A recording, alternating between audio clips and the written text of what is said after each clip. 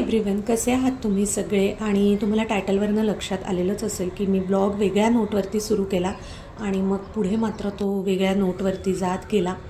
हे सगळं तुमच्यासोबत इथे बोललेले आहे, शेअर केलेलं आहे. तुमच्या मनातली भावना मला नक्कीच कमेंट्समध्ये जाणून घ्यायच्या आहेत.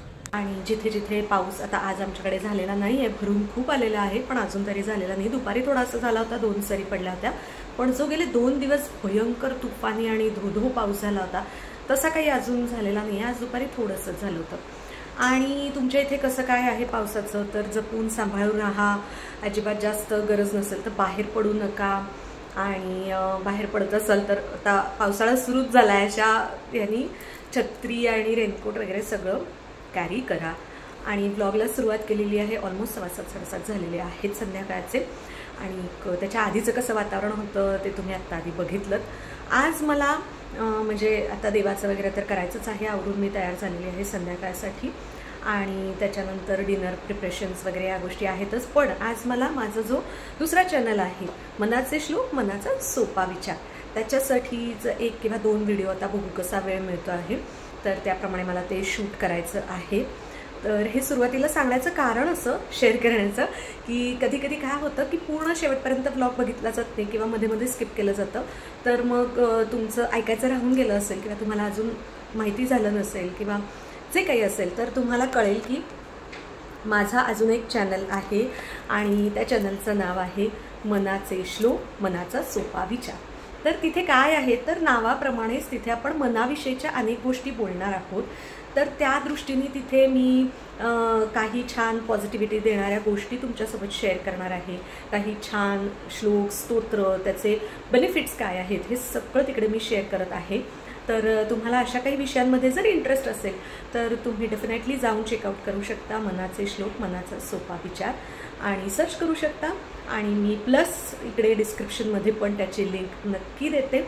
तर तुम्हाला अशा विषयांची आवड असेल किंवा अजून कोणाला असेल तर त्यांना शेअरही करू शकता. आणि आवडलं तिकडे जाऊन तर सबस्क्राईब, कमेंट, लाईक ह्या सगळ्या गोष्टी नक्की करा. आणि आपल्या ह्या चॅनलला पण अजूनही सबस्क्राईब केलं नसेल, पहिल्यांदा बघत असाल तर नक्की सबस्क्राईब करा. आणि रेग्युलरली बघत असाल, आवडतं आहे तर मग जे काही असेल तुमचं म्हणणं प्रत्येक ब्लॉगविषयीचं, व्हिडिओविषयीचं, तर ते खाली कमेंट्स करून नक्की मला सांगत जा. त्याच्यामुळेच मोटिवेशन मिळत असतं. प्रत्येकाला ब्लॉग व्हिडिओ करताना खूप मेहनत ही घ्यावी लागत असते. तर चला ब्लॉगला सुरुवात केलेली आहे. आता आधी देवाचं करते, व्हिडिओ शूट करते. देवापाशी रोजचा दिवा हे सगळं मी केलेलं आहे. आणि म्हणजे ना आज काय झालं माहिती आहे का, कुठे असं जास्त माझं फोकस होत नव्हतं, मन जास्त लागतच नव्हतं. म्हणजे एक ज्या सगळ्या बातम्या ऐकायला मिळत होत्या त्याच्याबद्दल तर मी पुढे तुमच्याशी बोलणारच आहे. पण तरीसुद्धा शेवटी माझं तरी असंच होतं की देवापाशी बसणं हाच एक ऑप्शन असतो जेव्हा असं खूप मन सैरभैर होतं आणि असं कुठेतरी शांतता हवी असते मनाला. मग तेव्हा तर ते असंच वाटतं की मी तर म्हणजे असं सकाळ संध्याकाळ असं नाही, दुपारी कधी असं वाटलं की बाबा कुठेतरी मन सैरभैर होत आहे तर मी परत एकदा देवापाशी बसते. दिवा वगैरे चालू आहे नसेल तर लावते मग मी परत. आणि थोडंसं असं बरं वाटतं, म्हणजे मनाला शांतता मिळते. कुठेतरी पॉझिटिव्हिटी येण्याचा प्रयत्न करायचा असतो आपण शेवटी. मी आता ॲक्च्युली करणार होते सुरुवात माझ्या त्या चॅनलवरच्या 2 छोट्या व्हिडिओना शूट करायचं, असं मी तुम्हाला मगाशी सांगितलं होतं. देवाचं वगैरे करून तुम्ही बघितलं मी देवाचं केलं. पण अजिबातच म्हणजे मला ना आज इतकं असं हे होत होतं की म्हणजे आज ते माझा ओव्हर थिंकिंगचा जो स्वभाव आहे तो थोडासा माझा असा वर येतो आहे. कारण मला अजिबात सुचत नाही आहे. म्हणजे मला ना ते सगळं आता मी देवाचं करत होते ना, म्हणत होते, तर मी आज खरंच काहीच कॉन्सन्ट्रेट करू शकले नाही. अजिबात असं फोकस देऊन करूच शकले नाही. कारण की तुम्ही आत्ता बातम्यांमध्ये बघत असाल, आता एक्झॅक्ट सगळी नावं घेणं योग्य आहे की नाही, प्रोटोकॉल्समध्ये बसतं की नाही मला माहिती नाही, त्याच्यामुळे मी नावं घेत नाही. पण इथलीच पुण्यातली PCMCमधलीच, पिंपरी चिंचवडमधलीच घटना आहे. उच्चभ्रू म्हणजे उच्चभ्रू अशा श्रीमंत आणि राजकारणी घरातली ही घटना आहे. तुम्ही सगळीकडे बातम्यांमध्ये बघतच असाल की कशा पद्धतीने त्या सुनेच्या बाबतीत वागलं गेलं. आणि म्हणजे दोन्ही सुनांच्या बाबतीत त्याच्यातली एक लकी ठरली कारण तिने ते धाडस केलं आणि ती त्याच्यातून बाहेर पडली म्हणून. पण दुसरीला ते जमलं नाही. आता ते कसं आहे माहिती आहे का, मला एक्झॅक्टली तेच तुमच्याशी बोलायचं आहे की का जमलं नाही, तिच्या आईबाबांनी पण ह्या सगळ्या अशा गोष्टींचा पुढाकार का नाही घेतला, तर ह्याच्याबद्दलच आपण थोडासा विचार करायला पाहिजे. कारण की जर ते हे सगळं करू शकले असते तर कदाचित आज जी ही वाईट गोष्ट घडली आणि बिचारं ते छोटंसं बाळ पोरकं झालेलं आहे, त्याचा ह्याच्यामध्ये काहीच दोष नाही, तर ते झालं नसतं. कारण की काय आहे माहिती आहे का की कुठल्याही गोष्टीला ना आयुष्यामध्ये आयुष्याचं शेवट करणं, जीव देणं ही हे नाही आहे, म्हणजे सोल्युशन नाही आहे हे, असं मला वाटतं. कारण खूप जगामध्ये लोक खूप ॲडव्हर्स कंडिशन्समधून जात असतात, इतकी प्रतिकूल अवस्था असते त्यांच्या आयुष्यामध्ये, पण ते सतत स्वतःला हे सांगत असतात की जस्ट काही नाही, हा आजचा दिवस गेला, मी उद्या ह्यातून बाहेर पडणार आहे, जस्ट आजचा दिवस गेला, मी उद्या ह्यातून बाहेर पडणार आहे. आणि असं स्वतःला नुसतं सांगत नाही, तर त्याच्यावरती ते काम करतात. म्हणजे समाज काय म्हणेल ह्याचा विचार न करता जर त्या सिच्युएशनमध्ये स्वतःला त्रास होत असेल तर बाहेर काढतात. त्याच्यानंतर जर तुम्ही प्रेम वगैरे म्हणून अशा टॉक्सिक रिलेशनशिपमध्ये राहत असाल तर हे प्रेम नाही आहे, लक्षात घ्या. सतत कुठल्या ना कुठल्या तरी अवास्तव गोष्टींची डिमांड्स करणं आणि त्या पुऱ्या करणं हे प्रेम कधीच नसतं, हे लक्षात खरंच घ्यायला पाहिजे. आणि मोस्टली याच्यामध्ये स्त्रिया, मुलीच अडकतात. त्याच्यामुळे पुरुष अडकत नाहीत असं मी म्हणणार नाही, थोडेफार तसेही अनुभव आहेत समाजामध्ये, पण बऱ्यापैकी लेवलला ते प्रॅक्टिकल डिसिजन्स घेतात, बायका घेत नाहीत. आणि त्याच्यामागे मोठं कारण मला असं वाटतं की माहेरचं पण आहे, की माहेरचे दरवाजे हे 24/7 मुलींसाठी उघडे असलेच पाहिजेत. हा जो कॉन्सेप्ट आहे ना की बापरे लग्न केलेलं मग परत आणली, तुम्ही एक मध्यंतरी बातमी बघितली होती का, ती पण टी व्हीवरती दाखवली होती सगळ्या न्यूज चॅनलनी, की एक खेडेगाव अगदी म्हणजे रिमोट एरियामध्ये कोणीही घरात शिकलेलं नाही, पण त्या मुलीला सासरी त्रास होत होता, तर तिचे वडील ना बँड बाजा बारात घेऊन गेले होते, अक्षरशः लिटरली, खरंच ते व्हिडिओ दाखवला होता. आणि ते वाजत गाजत मुलीला परत घेऊन आले माहेरी, तिच्या घरी, तिच्या आईवडिलांच्या हक्काच्या घरी.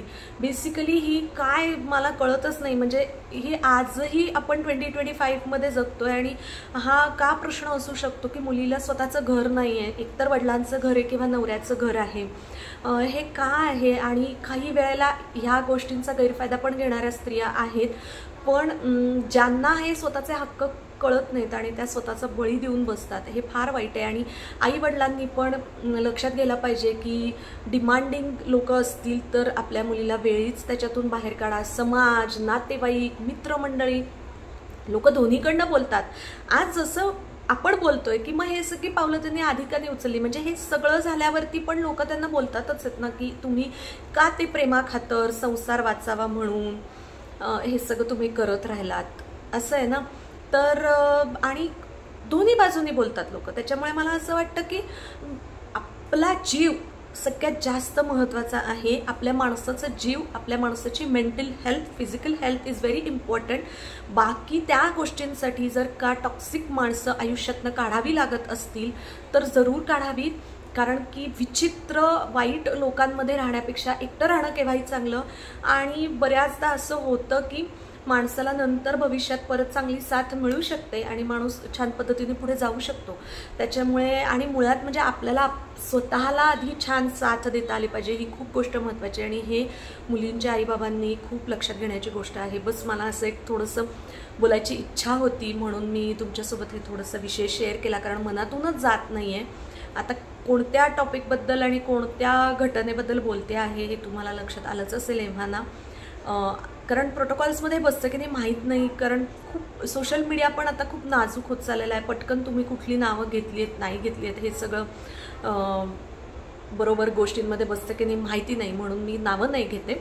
पण तुम्हाला घटना लक्षात आली असेल, बातमी लक्षात आली असेल आणि त्या दृष्टीने इथून पुढे असं कुठेही, आणि असं हे कुठेही घडू शकतं, म्हणजे गरीब श्रीमंत कोणत्याही जात धर्मामध्ये, आणि कितीही शिकलेले लोकसुद्धा असे आहेत, भरपूर आहेत.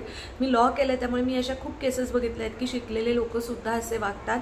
म्हणजे पैसा, शिक्षण, जात, धर्म याचा काहीही संबंध नसतो. माणसाची वृत्ती कशी आहे हे फार महत्त्वाचं असतं.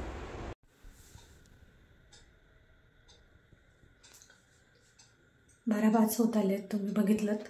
आणि आज मला खरं तर ना काही खूप असं स्वयंपाकाचं नव्हतं, कारण दिवसभर बऱ्यापैकी गोष्टी काय काय काय काय खाणं चालू होतं आमच्या दोघींचं.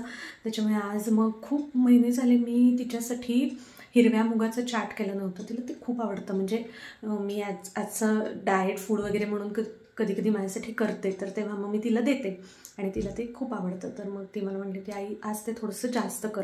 त्यामुळे मग मी ते जास्त केलं होतं. आणि मग नंतर मँगो मिल्कशेक, कारण आता जे आंबे आहेत ते वेळेत संपवले पाहिजेत, कारण सीझन चेंज होत चाललेला आहे आणि मग त्याचा परिणाम फळावरती खूप होतो. त्याच्यामुळे मग मँगो मिल्कशेक वगैरे एवढंच करायचं होतं. आणि ॲक्च्युली ना मला ते शूट करायचं होतं. फ्रँकली स्पीकिंग मला ते सगळं करताना तुमच्यासोबत शूट करायचं होतं. पण मी जसं म्हणलं की मी थोडीशी असं जे माझ्या मगाशी मनात चालू होतं, जे तुमच्यासोबत शेअर केलं, त्या सगळ्या विचारांमध्येच ना मी विसरून गेले की मला शूट करायचं आहे. आणि मला आत्ताच की कामं झाल्यावर रिअलाईज झालं की अरे मग आपल्याला हे सगळं शूट करायचं होतं, जे राहून गेलं. सो आता राहून गेलं. तर असा होता आजचा ब्लॉग. आणि एकंदरीतच ह्या विषयावरती आपण कसं स्वतःला मनाने तयार केलं पाहिजे, स्त्रियांनी गोष्टी काय बदलायला पाहिजेत, मुलींनी काय गोष्टी बदलायला पाहिजेत, पेरेंट्सनी काय गोष्टी बदलायला पाहिजेत, ह्या सगळ्या विषयांवरती ना आपण एकदा छान बोलूयात. वेगवेगळ्या व्लॉग्समध्ये ह्या सगळ्या टॉपिक्सना कव्हर करण्याचा मी नक्की प्रयत्न करेन की माझे याबद्दलचे थॉट्स काय आहेत.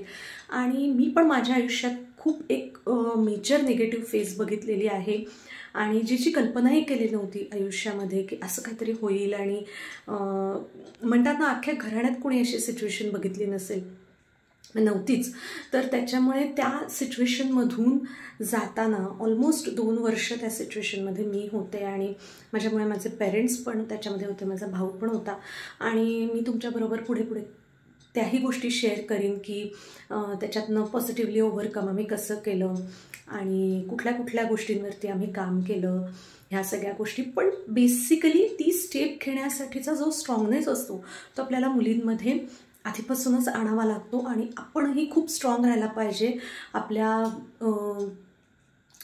काय म्हणता येईल की समाजाच्या आणि ह्या सगळ्या रूढी परंपरांच्या आणि लोक काय म्हणतील याचा विचार न करता अगदी इमिजिएट काहीही मुलींना वाटत असेल तर त्याच्यातून बाहेर काढण्यासाठी पेरेंट्सनी पण तेवढाच विचार केला पाहिजे. तात्पुरतं समोरच्याचे लाड करून गोष्टी पूर्ण होत नाहीत, नातेसंबंध चांगले राहत नाहीत. कारण ज्यांना नातं चांगलं ठेवायचं असतं, टिकवायचं असतं, तर त्यांना एक नारळ आणि मुलगी एवढं जरी लग्न लावलं तरीसुद्धा ते छान आनंदाने संसार करतात. पण ज्यांना त्याच्यामागचा पैसा दिसत असतो, स्वार्थ फक्त दिसत असतो, तर ती माणसं नाही, म्हणजे ती नात्यात राहू शकत नाही, त्यांच्याबरोबर कोणी नात्यात नाही राहू शकत, अशी माणसं असतात. तर चला, या ब्लॉगचं मी इथेच एंड करते आणि उद्यापासून रुटीनला सुरुवात करूयात. होतं असं काही काही गोष्टींचा कधी कधी आपल्यावरती खूप भावनिकदृष्ट्या परिणाम होत असतो, पण त्यातनं आपण पॉझिटिव्ह काय शिकता येईल आणि काय धडा घेता येईल हेच बघायचं असतं असं मला वाटतं. चला, पुन्हा भेटूया. Take care. Thanks for watching and bye.